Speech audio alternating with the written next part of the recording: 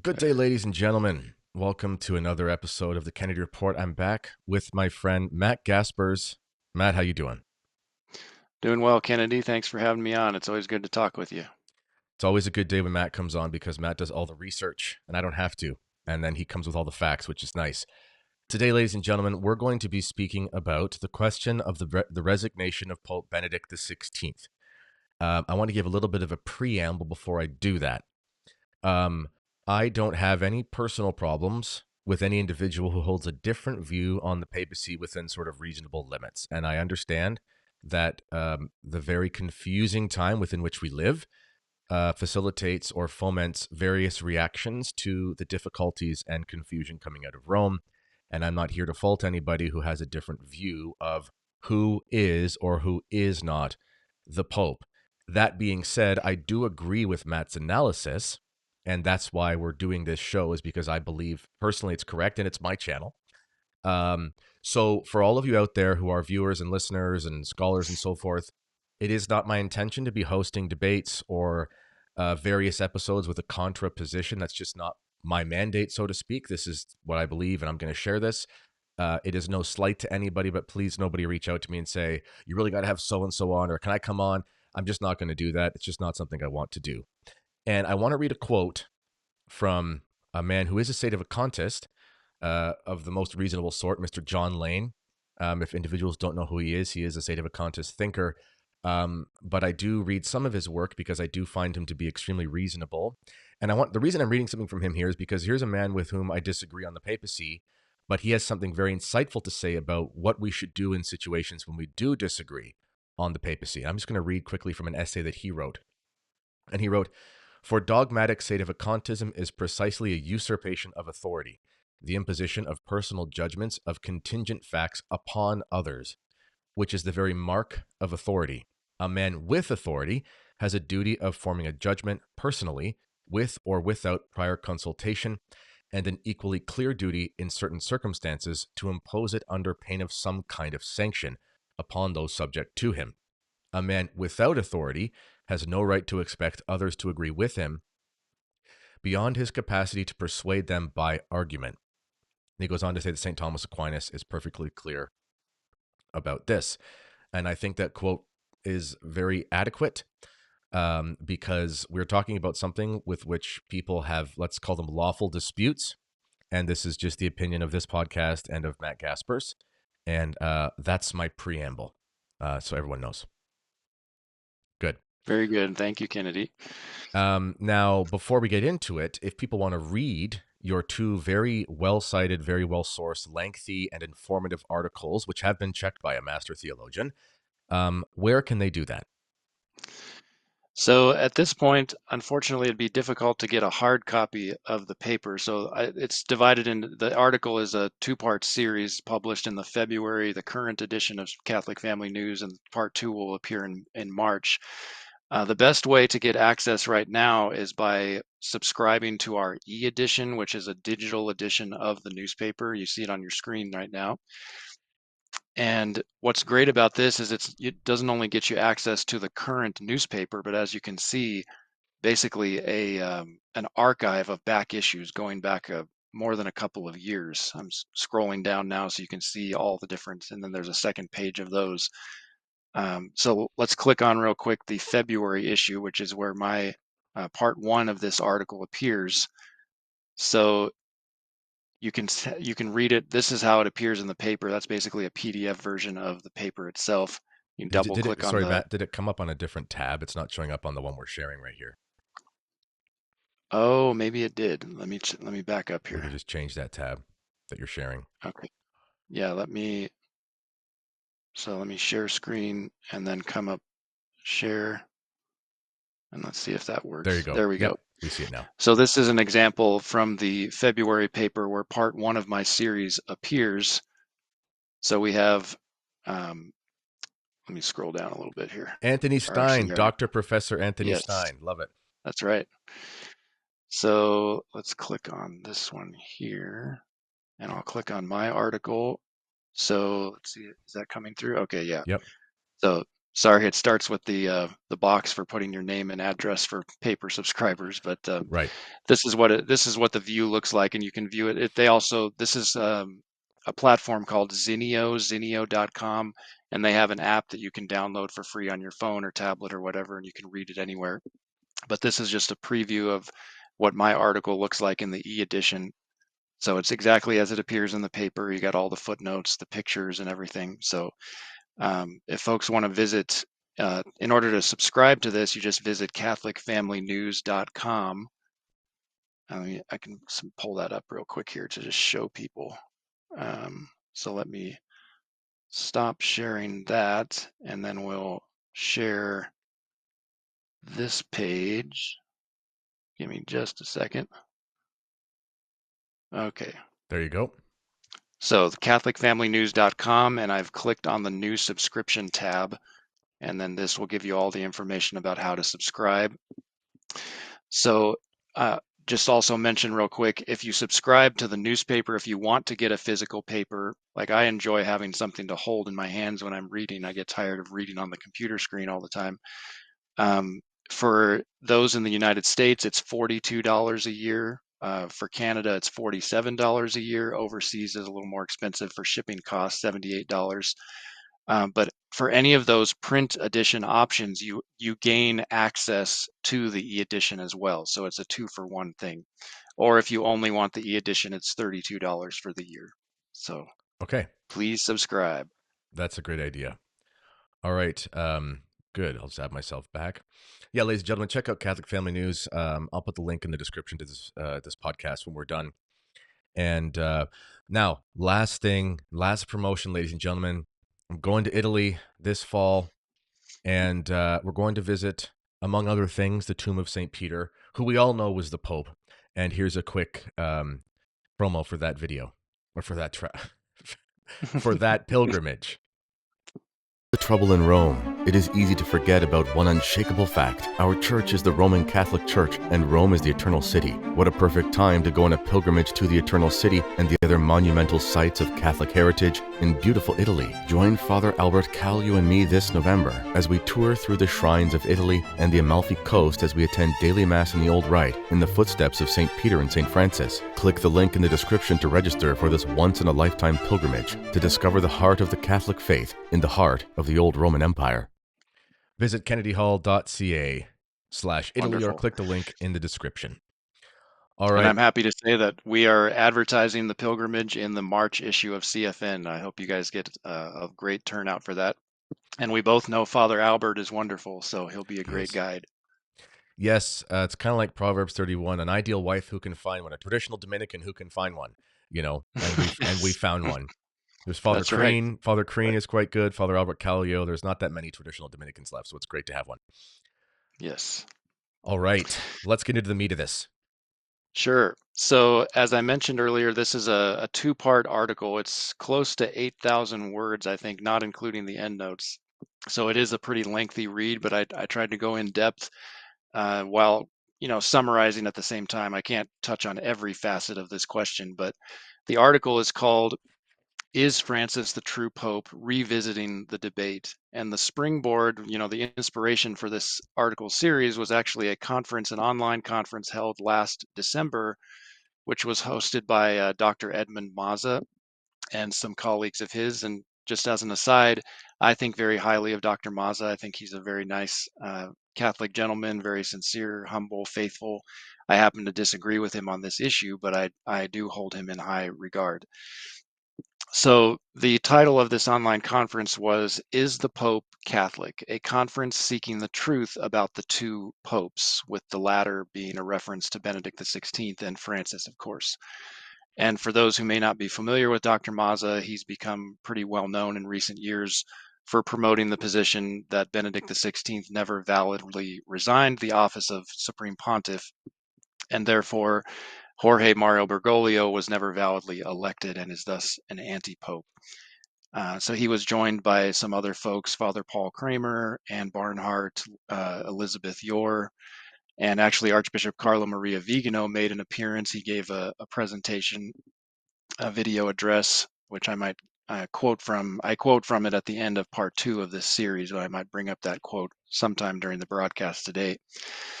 Um, but it had been several years since we covered this issue in the paper, and I thought, with this online conference, and I don't know about you, Kennedy, but it seems like more and more people are. This option is becoming more and more attractive to people as things get worse and worse. I don't know what your take is on that. Yeah, I mean, I haven't found in my circles that the particular view that Benedict didn't resign is the view, mainly because my circles are mainly SSPX circles. So the old war dogs in the traditional movement weren't huge fans of Ratzinger in the first place at the beginning. So they're not really Right. looking. It's more, I find more just the a very reasonable, understandable idea that Pope Francis just could be an anti-pope for some reason, just because of Pope Francis, for all Right. the reasons one could, could explain. So definitely, I find, a lot of people are just kind of in the position where they're thinking to themselves, okay, we got Pachamama, we've got everything else at Abu Dhabi, we've got this fiducia supplicans thing. So this is Mm. this is clearly a an understandable position people are looking to clear up. Right, and maybe I should clarify. I think within more mainstream Catholic circles, not necessarily traditionalist Catholic, although I think it is present there as well. But I think the holding out hope somehow that Benedict did not validly resign, and that's kind of like an exit or an escape hatch from the nightmare that we're in, sort of thing. That's something that I've What do you seen. think? I've seen that, Yeah. but I also talked to Father Nix about it, who was of the position that Benedict didn't resign.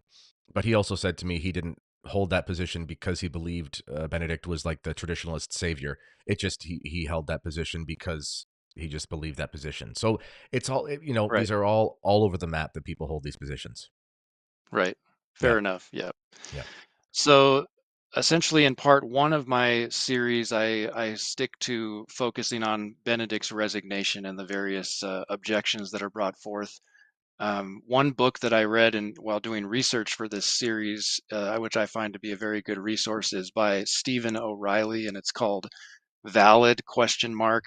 Um, I forget the subtitle The escapes me. Let me pull resignation it of up. Benedict XVI. There we go. Yeah, Yeah, and I mean, he does a deep dive into every possible objection that I'm aware of. I hit the main one. Like I focus on what I consider to be the main two reasons why people reject Benedict's resignation as valid, and I summarize in the article. Um, Basically, it boils down to two, in my opinion. So, first of all, such individuals base their belief on an alleged convergence of evidence based on several texts, those from Benedict XVI and others read in light of two particular canons from the current Code of Canon Law, right. all of which proves to them that Benedict's resignation was invalid, typically for one of two reasons. And these are the two. First of all, either he did not use the correct Latin term in his declaratio, which is the formal name of his resignation announcement on February 11th, 2013, and or number two, he held an erroneous understanding of the papacy and was thus in quote substantial error, a term from canon law, when he attempted to resign. And I know that in particular is what Dr. Mazza holds pretty strongly, is that Benedict was in substantial error and then could not possibly validly resign for that reason. So in my article in part one, I go through, some folks who are familiar with this debate might be familiar with the Latin terms munus and ministerium. Those are Hmm. what it really boils down to. These are the relevant Latin terms at play. Those who hold that Benedict's resignation was invalid compare the text of Benedict's declaratio to the pertinent text of canon law and believe they have undeniable evidence that he failed to validly resign. So we don't have time, of course, to read through the whole declaratio. I provide the full text in my article, but Hmm. essentially, in the key places, Benedict uses the different. He uses sometimes munus when it's, Hmm. and the English translation says ministry, but sometimes it's munus, and then sometimes it's the Latin term ministerium. And people are maybe wondering, why is this relevant? So as I explain in the article, Canon 332, Section 2 which is what deals with, if a pope resigns, this is what the canon says. And obviously, canon law, like other Vatican documents, the official text is always in Latin, and then you have English translations. So the English translation on the Vatican website says, if it happens that the Roman pontiff resigns his office, and in the Latin it's muneri, Hmm. it is required for validity that the resignation is made freely and properly manifested, but not that it is accepted by anyone.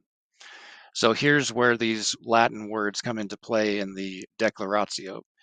So Benedict said, for this reason, and well aware of the seriousness of the act, with full freedom, I declare that I renounce the ministry, and in Latin, ministerio, of Bishop of Rome, successor of St. Peter.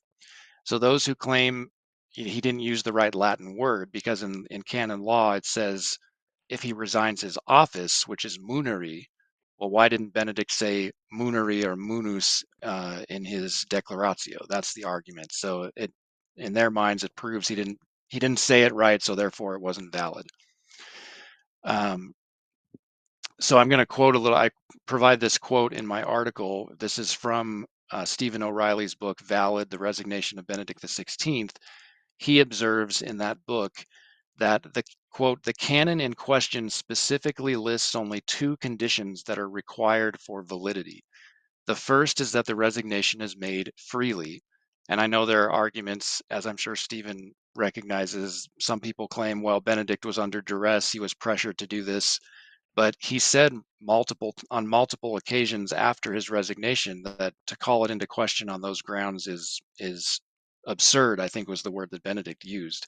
So even if that was the case, we have to take the man at his word. We have no actual evidence that he was pressured to do it, even though, you know, behind the scenes, who knows what was going on.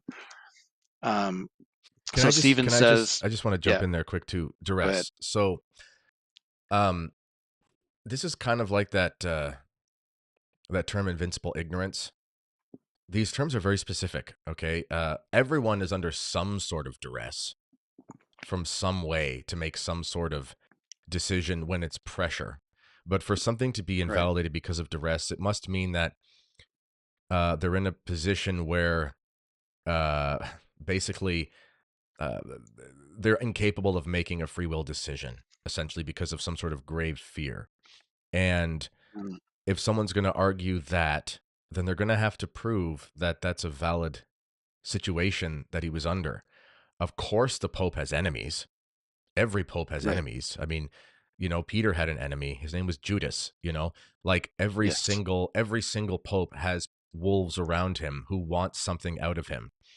But to claim that Benedict was under duress is a very substantial claim that's going to require a lot of leaps, in my opinion. Right. And it can't just be a bare assertion. Like there has to be Yeah, you have to present actual evidence that proves the case. yeah. So, so back to Stephen O'Reilly's book, he's talking about these two conditions that are required according to canon law. The first is that the resignation is made freely. The second is that it be duly manifested. That's it, he says. The use of the word munus is not given as being among that which is required for a valid resignation. Furthermore, O'Reilly says there is no specified formula for a papal resignation that requires a specific word or words be used to convey the reality of the resignation. The reality is there are various words that might be used to convey the idea of the papacy, and which can be used to signify the renunciation of it. And what I like about O'Reilly is he cites from some commentaries on the Code of Canon Law, so canonists, experts in the field, and uh, this is what says. So O'Reilly's comments seem to square with what is said in this commentary. For example, it says the general provisions on the resignation of an office are found in canons 80 or excuse me 187 through 189. These legal regulations are only guidelines since due to his supreme power the pope can always pass new laws and stands above already valid laws. So the pope, in other words, the pope is not bound to manifest his resignation in a particular way. by using a predetermined formula, which actually does not exist. Yeah. The other facet of this munus versus ministerium is addressed by our friend and Latinist Ryan Grant, who published an excellent article on this subject a few years ago At 1 Peter 5. at yeah, 1 Yeah. Peter 5. And he essentially explains that the difference between munus and ministerium does not hold water for several reasons. That's how he puts it in the article. And he goes, gives citations to various Latin dictionaries and such that they really are interchangeable. Um, Yeah, I mean, and all, it's go ahead. like if I don't know, if you have your pastor is going to resign from his pastoral duties of your parish if he does a speech saying, I'm no longer going to be the head of this parish or something. I'm no longer going to be your priest, or I'm no longer going to be exercising my ministry over the parish. I mean, we could start playing with words and say, well, he didn't say he's no longer my pastor. And it's like, well, I mean, the context and the intention behind it, we must assume that there's a sort of a synonymous meaning going on given the context of what he's saying. Right. And even Cardinal Burke, I'm pretty sure O'Reilly cites him in his book, and I cite the quote in my article. Cardinal Burke told LifeSite News in 2019 that it seems clear, I'm quoting now, Benedict uses interchangeably munus and ministerium. It doesn't seem that he's making a distinction between the two. And further, Right. Cardinal Burke says it's clear from the declaration that he was renouncing the munus. And let's go back to the declaration itself real quick and just read that sentence again, the crucial sentence. For this reason, so this is Benedict, February 11th, 2013.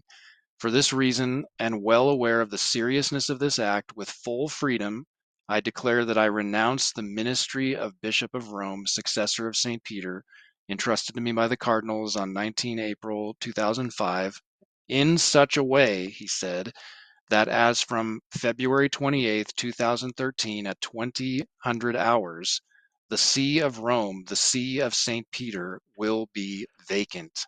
Right. So he couldn't have been clearer on that point.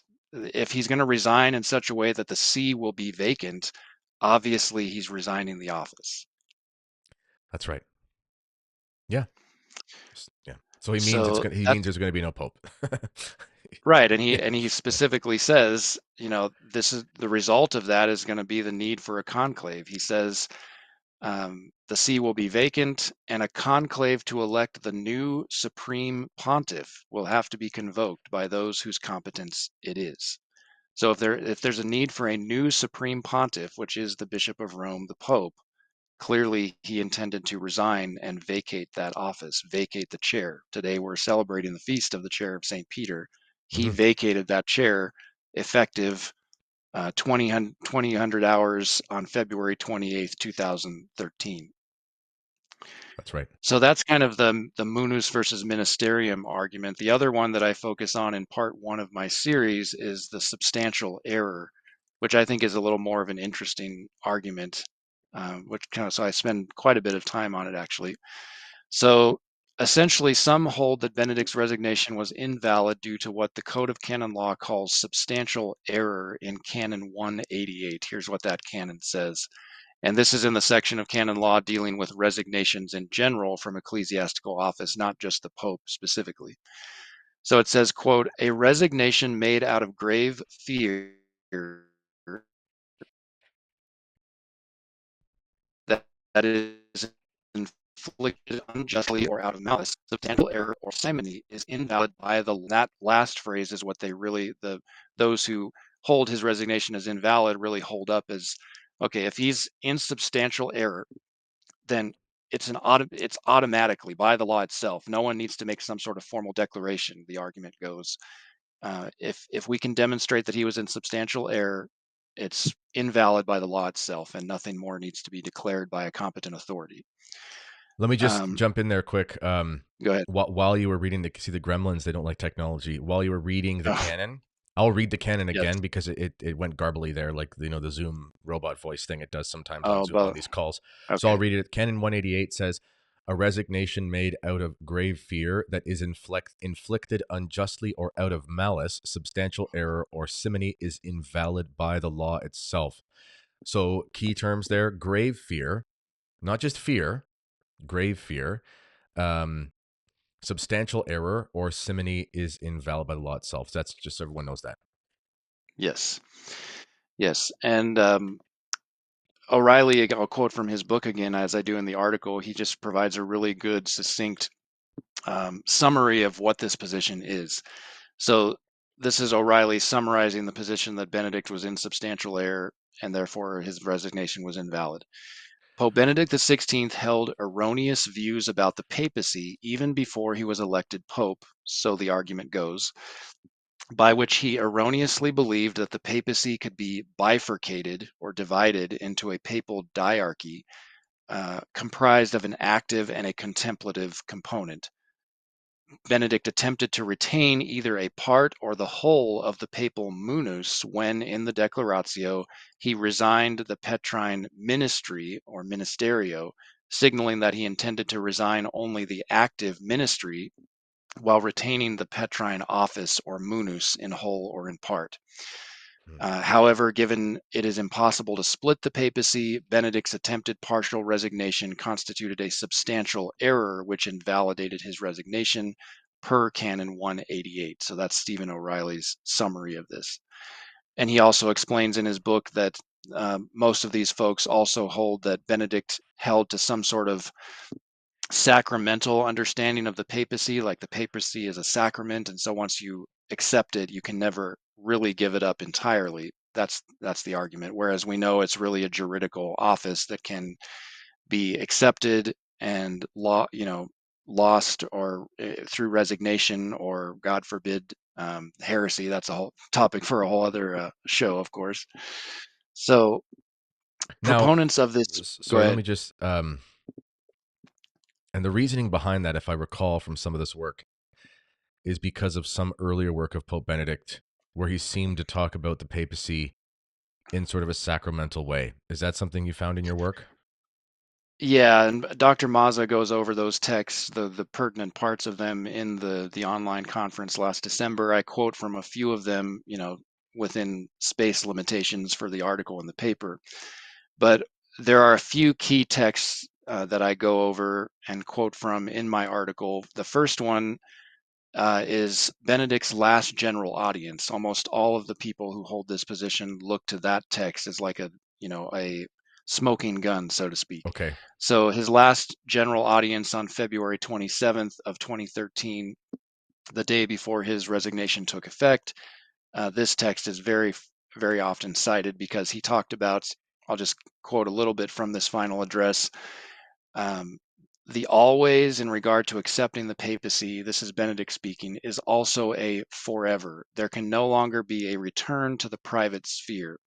My decision to resign the active exercise of the ministry does not revoke this. He goes on to say, I no longer bear the power of office for the governance of the church, but in the service of prayer, I remain, so to speak, in the enclosure of St. Peter. So they take these phrases as, you know, confirming or validating their theory that he held to some kind of an erroneous understanding of the papacy.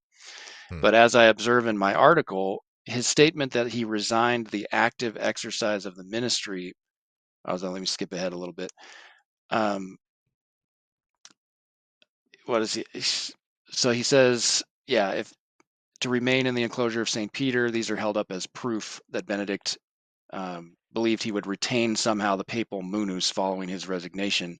But what's interesting is he says in that text that I just read that he would no longer bear the power of office. Mm-hmm. So you kind of can't really have it both ways. I mean, if he thinks that he's going to somehow remain like a passive or contemplative pope in some manner, then why would he say, I will no longer bear the power of office? Hmm. And the other irony about this last general audience, when I read the full text and not simply these pull quotes, I found that he also asked for prayers, quote, for the cardinals who are called to so weighty a task, that is, of electing his successor, as he explicitly stated in his Declaratio, and for the new successor of the apostle Peter. May the Lord accompany him with the light and strength of his spirit. Hmm. And then that same day, his last general audience, he also told English speaking pilgrims that were in attendance that day, the decision I have made after much prayer is the fruit of a serene trust in God's will and a deep love of Christ's church. I will continue to accompany the church with my prayers, and I ask each of you to pray for me and for the new pope. So again, he's recognizing there's going to be a new pope. I'm not going to be in office the next day. So, So it seems to me, Dr. John Joy, I never read the book, but it's called Disputed Questions of Papal Infallibility or something like that, from Ojusti Press, Dr. Kwasniewski's yeah. imprint he has there. And but I have read some of Dr. Joy's article work on 1 Peter 5, and he makes an assertion that I think is very Thomistic when I Hmm. compare it to the thought of Thomas. And essentially, we must interpret things in sort of the strictest understanding, um, basically in Hmm. the pursuit of clarity. Um, so while one could say there seem to be things that are strange that he's saying, the things that are clear are that he believes there will be no more pope after he resigns, and there will be a new pope. Um, Hmm. so in the interest of, even if I'm trying to give most benefit out here, even if one were to say to themselves, maybe one day when we're on the other side of the divide, God willing, we're in the right place. Maybe we'll find out there was some weird monkey business with this papacy resignation in some way that we don't understand. Nonetheless, for the interest of clarity and well, basically just as a satisfactory explanation that is in line with the weight of his argument, it seems pretty Hmm. clear to me that whatever sort of strange ecclesiology Benedict may have about what it means to be a resigned pope, it seems to me that he's pretty clear that he's not going to be the pope and there will be a new pope, and that seems like it should be the interpretive key for the rest of his words. Right. Absolutely right. Yeah. Absolutely right. And I'll give you a couple more examples of that. The folks who reject Benedict's resignation as being invalid typically cite Dr. Mazza, for example, and others. So they pretty much always cite this May 20th, 2016 speech given by Archbishop Georg Ganswein Yeah. at the Pontifical Gregorian University. And note, it's a speech by Archbishop Ganswein. It's not Benedict himself Right. saying these words. Now, there are claims made that Benedict personally edited and approved the final text before it was delivered, but to my knowledge, that's never actually been proven. That's simply been asserted. So, Right. big difference between assertion and proof. So, just to give you an idea of this speech, and I provide a link to the full text in my article in the footnotes. uh, he's talking about Archbishop Ganswein is talking about this, what he calls the new institution of Pope Emeritus, which is what Benedict wanted to be called, which I agree was very bizarre and Yeah, it's confusing weird. and It's weird. shouldn't have been done. Just like he shouldn't have been wearing the white cassock and all that kind of stuff. It just added to the confusion, in my opinion. So Ganswein said in this speech, he, meaning Benedict, has left the papal throne, and yet he has not at all abandoned this ministry. Since the election of his successor, Francis, on March 13th, 2013, Ganswein said in 2016, there are not therefore two popes, but de facto an expanded ministry with an active member and a contemplative member. Hmm. And he went on to explain, this is why Benedict has not given up either his name or the white cassock. This is why the correct name by which to address him even today in 2016 was Your Holiness. And this is why he has not retired to a secluded monastery, but within the Vatican. And Yeah, he that is describes strange. all That of is this. strange. I Yeah. agree. It's very Yeah. strange. He Yeah. says it's a new stage in the history of the papacy. So, granted, this speech has some problems, I think, but at the same time, Archbishop Ganswein has offered public clarifications um, on multiple occasions which nullify these claims being made that Benedict did not validly resign. I give a couple examples in my article. For example, he told LifeSite News in 2019, quote, I have already cleared up the misunderstanding several times. It makes no sense at all. No, Even more, it is counterproductive to insist on this misunderstanding and to quote me again and again. This is absurd, Ganswein said, and leads to self-harm. I have already clearly said that there is only one pope, one legitimately elected and incumbent pope, and that is Francis. So that's what he told LifeSite in 2019. And so I wanted to give one example in the article of Benedict's own words, which I know Dr. Maza has quoted from and others have, which they claim is proof that he held an erroneous view of the papacy. So this was from a 2016. It's a book-length interview that Pope Benedict conducted with German journalist Peter Seewald. I think they collaborated on multiple occasions before he passed away. And so this is in chapter 2 of that what's the name of the book here? Let me see. Last Testament in his That's right. own words. Pope Benedict XVI with Peter Seewald. It was published in 2016. So Seewald asked Benedict, in the resignation speech, the reason you gave for relinquishing your office was the diminishing of your energy. But is a slowdown in the ability to perform reason enough to climb down from the chair of Peter? And this is how Benedict responded. One can, of course, make that accusation, but it would be a functional misunderstanding. The follower of Peter is not merely bound to a function, the office enters into your very being. This is Benedict speaking. In this regard, fulfilling a function is not the only criteria. He goes on to say, then again, the Pope must do concrete things, must keep the whole situation in his sights, must know which priorities to set, and so on. He goes on to say, even if you say a few of these things can be struck off, there remain so many things which are essential that if the capability to do them is no longer there, for me anyway, someone else might see it otherwise. Now's the time to free up the chair. So even within that quote, as you can see at the end, Yeah. even though he distinguishes between the function and the office supposedly entering into your very being, I think he is trying to understand the papacy in more a kind of a spiritual sense, but ultimately he says it's time to free up the chair. I mean, that clearly means resign the office. And if I may here, ladies and gentlemen, I'm writing this book for Sophia on modernism.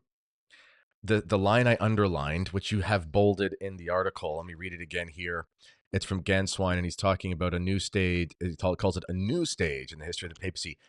This, granted, a lot of this stuff is confusing, but this is evidence of the modernism. This is evidence of Right. Christ says, "Let your yes mean yes and your no mean no." There is a yes means yes, no means no in Benedict's resignation. I'm no longer pope. There's going to be a new one. But we shouldn't be surprised if we see this gobbledygook from these post-conciliar theologians, because this is their wheelhouse and they don't know how to operate otherwise. Mm, They're always offering clarification. It's like, well, there's a new type of papacy and there's a new spirit of the papacy and there's a new stage and blah, blah, blah, blah, blah. And then, oh no, I've caused confusion. Let me clarify. Yeah, he's no longer the pope. So I get it. There's confusion. But even with these modernists, when pressed, sometimes they do give us a clarification, which I think we find. right. Yeah. So for me, the what clenches the argument in favor of Benedict was not in substantial error is actually what commentaries on the Code of Canon Law have to say about substantial error itself. Stephen O'Reilly quotes from this in his book, and I provide those quotes in my article. So he quotes from a book called The Code of Canon Law, a Text and Commentary, which was published back in 1986. And it explains, quote, substantial error is a mistaken judgment that is not of minor importance and is truly a cause of the consequent decision. That's critical to understand. It has to be the cause of the consequent decision to resign.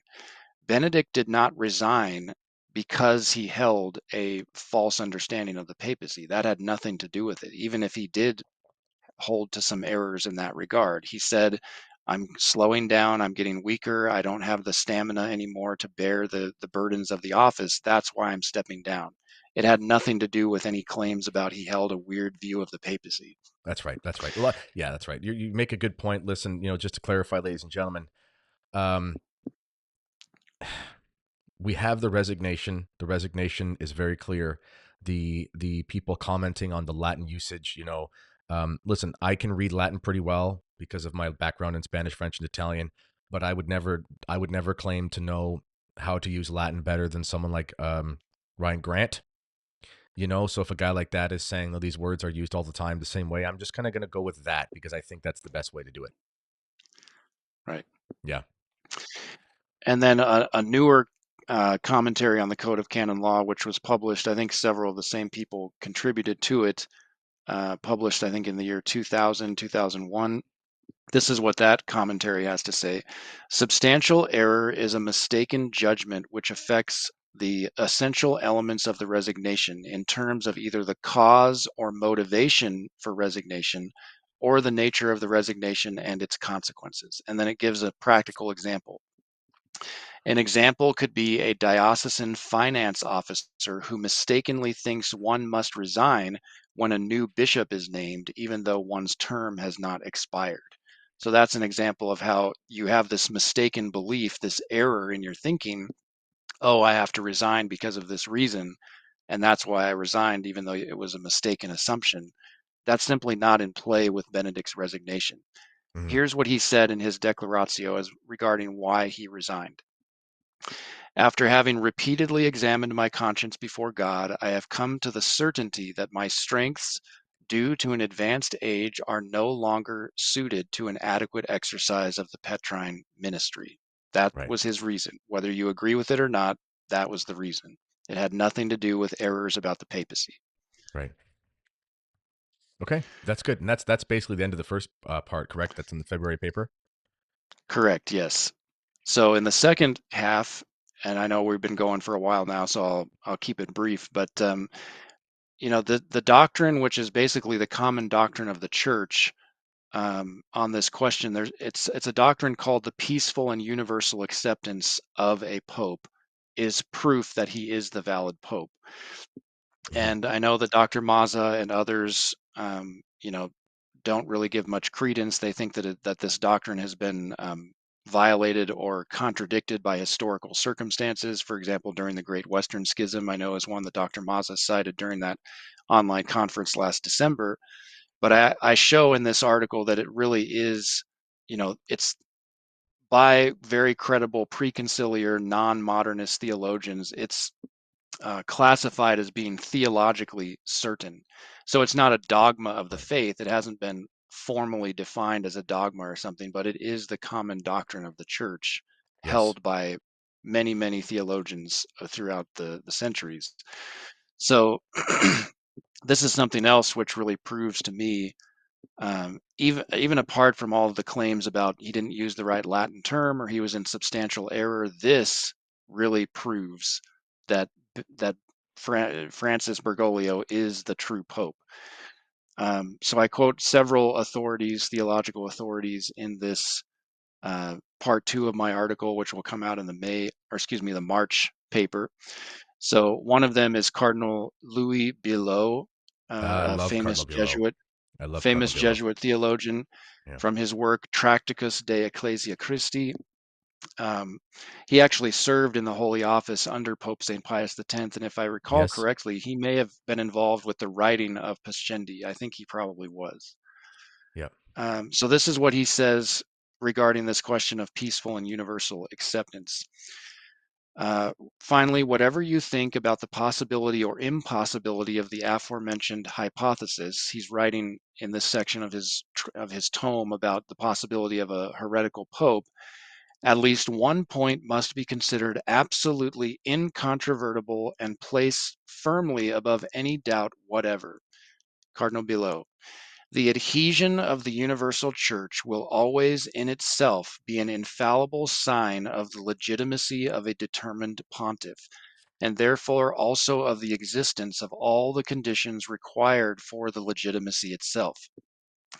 It is not necessary to look far for the proof of this, but we find it immediately in the promise and the infallible providence of Christ. The gates of hell shall not prevail against it, and behold, I shall be with you all days.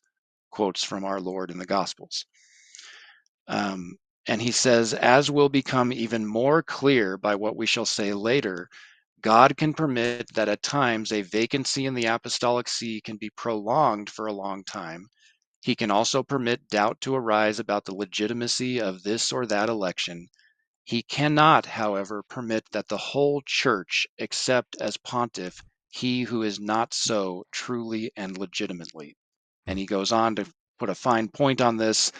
Therefore, from the moment in which the Pope is accepted by the Church and united to her as the head of the body, it is no longer permitted to raise doubts about a possible vice of election or a possible lack of any condition whatsoever necessary for legitimacy. For the aforementioned adhesion of the Church heals in the root all fault in the election and proves infallibly the existence of all the required conditions. So, wow, it's a bombshell quote for sure. That reminds me of a principle in canon law called sanation. Um, Hmm. yeah, and I dealt with that in my book SSPX: The Defense. There are, in certain cases, limits to a pope sanating certain canonical questions, which was understood in the preconciliar manuals. Nonetheless, the general understanding is that what sanation is basically um, there's dispute about something legally. Canon lawyers are just lawyers at the end of the day, and lawyers disagree on things and can be wrong. And Hmm. so basically, even if there was some monkey business in some sort of trial, if the Pope comes to it and accepts the decision, then it's been sanated. It's been the faults have been rooted out, so to speak. And that Yes, seems to be a similar line of thinking. right. And basically, Cardinal Below is simply repeating what St. Alphonsus Liguori said a couple centuries prior. So Cardinal Below he died in 1931. Hmm. Um, Alphonsus Liguori died in 1787, and this is what the saint, the doctor of moral theology, said about this question. It is of no importance that in past centuries some pontiff was illegitimately elected or took possession of the pontificate by fraud. It is enough that he was accepted afterwards by the whole church, since by such acceptance he would have become the true pontiff. St. Alphonsus Liguori. Hmm. And I provide other quotes, for example, from Cardinal Charles Journet, another very good theologian, died in 1975, who cites John of St. Thomas, who lived back in the late 1500s into the mid 1600s, a famous Dominican theologian. And he was actually known as one of the foremost interpreters of St. Thomas Aquinas, so a very heavy hitter in his day. This is what he wrote about this whole issue. It is immediately of divine faith that this particular man, rightfully elected and accepted by the church, is the sovereign pontiff and the successor of Peter.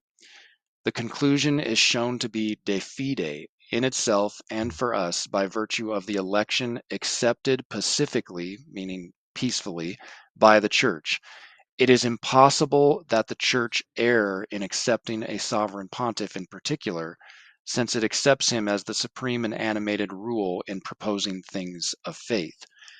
And this is another crucial point in the context of this discussion, peaceful and universal acceptance. Um, it basically establishes the pontificate of the man elected as a dogmatic, what's called a dogmatic fact, excuse me, a secondary object of the church's infallibility. And I quote Hmm. from a Father E. Sylvester Berry to give for those who aren't familiar with this technical theological language. He explains in one of his books, a dogmatic fact is one that has not been divinely revealed, yet it is so intimately connected with a doctrine of faith Hmm. that without certain knowledge of the fact, there can be no certain knowledge of the doctrine. So he gives an example. Hmm. Was the First Vatican Council truly ecumenical? Was Pius the Ninth a legitimate pope? Was the election of Pius XI valid? Such questions must be decided with certainty before decrees issued by any council or pope can be accepted as infallibly true or binding on the church. So you see the connection there.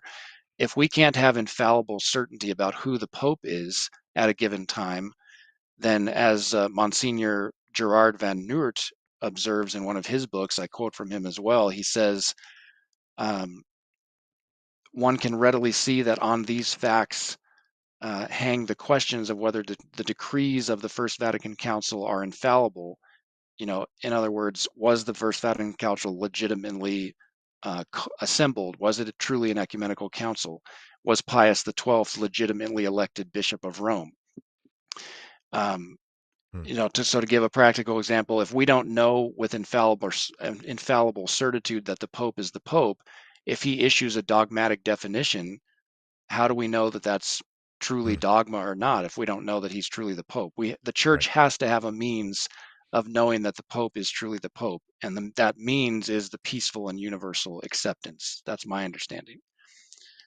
Okay. I That did makes a want to lot. bring up. Sorry, I was just want Go to ahead. jump in. Um, Yeah. this okay. This is something that I think is linked to a conversation that I've had before with folks about the Society of St. Pius X, and I'll say something like, and actually, Dr. Kwasniewski in his new book Bound by Truth, which is a very good read, about 2/3. I've been talking about a lot on my show lately. Um, Hmm. as a traditionalist, people will come to you and they'll say, "Well, what do you think? You're more Catholic than the Pope, or you know more than the Pope?" And their assertion is essentially, "Well, who are you to think that you can say that something from the Pope or from the conciliar paradigm is against the history of the faith or whatever?" And you say, "Listen, a layperson can have certitude about matters that are just simply dogmatic facts or dogmas of the church. You have an Hmm. intellect, you have a reason, you have a will, you can conform your mind to what you know to be the external reality, and then that's your infallible sign that that thing is true, unless your brain doesn't work, unless you've gone insane." Right. So, what these men are saying is that a pope is the pope, he's elected, he's accepted. The elections can be weird, the man could be a bad man, but it's not a even the way that popes are elected can change. It's not Hmm. and if I may say, I think these sets of articles are important in this larger conversation of people truly understanding the papacy.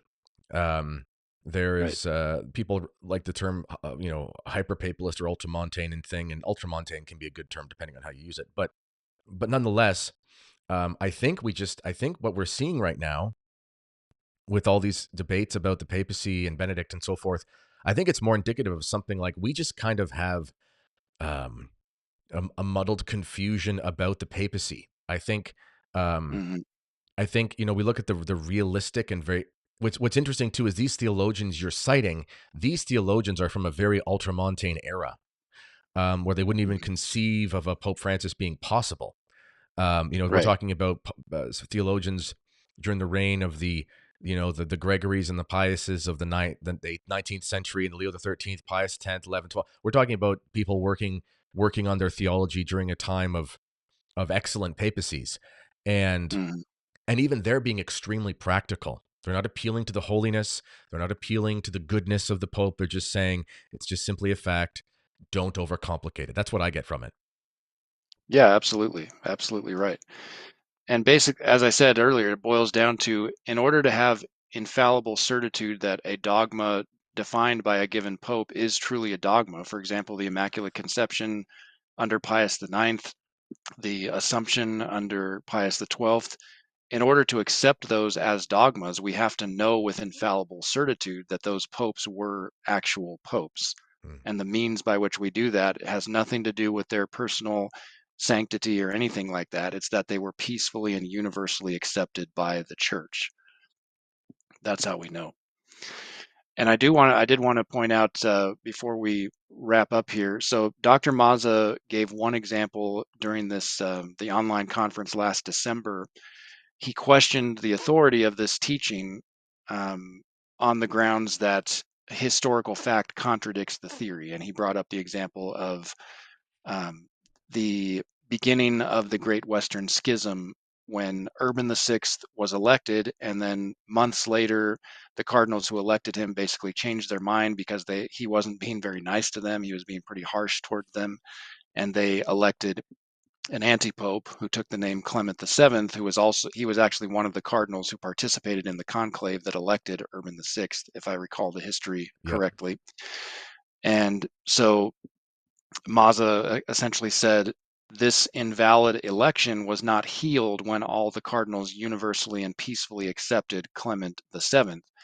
And as I observe in my article, yes, that's true, but the reason is that the See of Peter was not vacant at the time. So there couldn't be peaceful and universal acceptance of a true successor when the seat was not vacant. It was still occupied by the true Pope, Urban VI. And I go through some of that history and quote from the Catholic Encyclopedia, where it says, for example, that the cardinals, after they actually elected Urban VI twice in one day on April 8th, 1378, and then afterwards they enthroned him first at the Vatican Palace and later at St. John Lateran. Finally, on April 18th of that year, they solemnly crowned him at St. Peter's Basilica. So these are all signs, clear signs of peaceful and universal acceptance of him as the true pope. But then, as the article, this Catholic Encyclopedia article explains, his character kind of radically shifted, and maybe the cardinals had some valid reasons for being upset with him because he this formerly very soft-spoken, humble man kind of turned into this um, bit of a tyrant and very harsh with them. But I also quote from or provide a quote from St. Catherine of Siena, who we all know was alive at the time and was involved in this debate going on who is the true pope. She wrote to the schismatic cardinals, and this is what she told them: I know what moves you to denounce him, meaning Urban VI.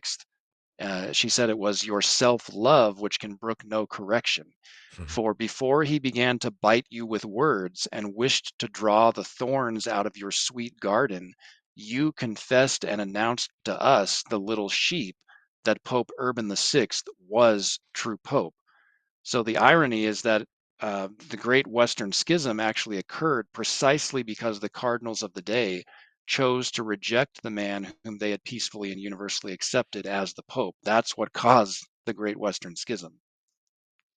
Yeah, I remember reading about that pope, and it seemed like he lost his mind, but nonetheless, he was elected properly. Right. Um, Right. so it's a bad reaction, but it doesn't change the fact that he was elected. Right. Yeah, Exactly. yeah.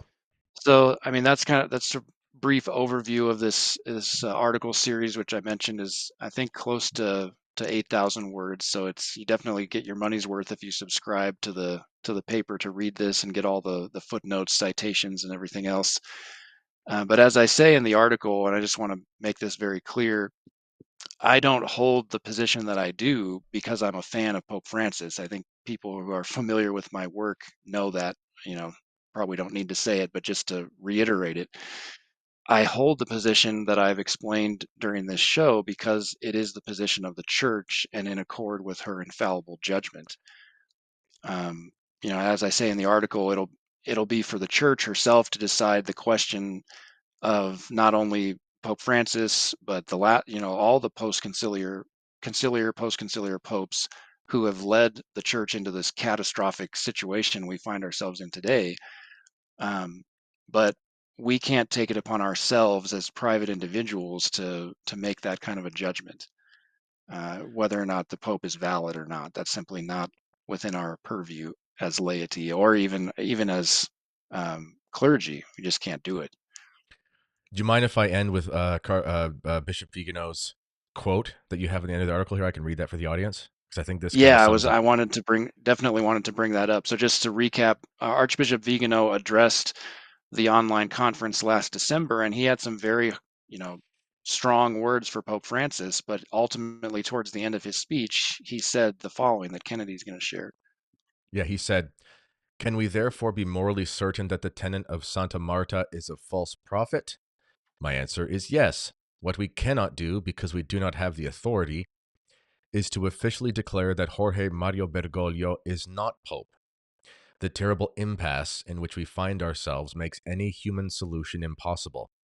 Our task must not be to grapple with abstract canonist speculations, but to resist with all our strength and with the help of God's grace, the explicitly destructive action of the Argentine Jesuit, rejecting with courage and determination any collaboration, even indirectly, with him and his accomplices. So Bishop Vigano has a very, very strong words for Pope Francis, as everybody knows. He believes he's a false prophet, not the false prophet from Apocalypse, but maybe a type. Right. But even he is saying we don't have the authority to say with certainty he's not Pope.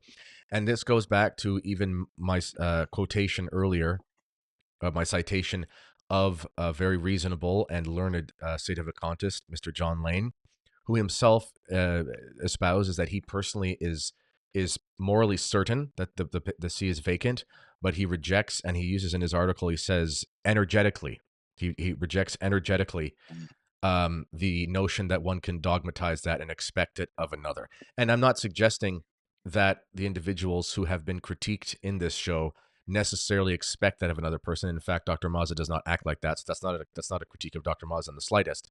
But Mm-hmm. nonetheless, you do find this, amongst the state of a contest. I get this all the time in my comments on my YouTube channel. I am sure there'll be a dozen or two. There'll probably be like 300 comments to this video, depending on how it does. And I get answers all the time. It's like, Kennedy, the only thing you have to do now is admit there's no Pope. Otherwise, everything you say is false or something like that. And it's like, listen, buddy, I get it. That's your belief. But even the Sede, one of the best Sede intellectuals we have, and the harshest critic of Pope Francis probably alive today in the episcopacy, they're both saying that even if one holds that position, it's not something we can hold others to. Mm-hmm. Yeah. Yes, absolutely right. All right. I think we did 1 hour and we made a lot of friends and we covered all of it.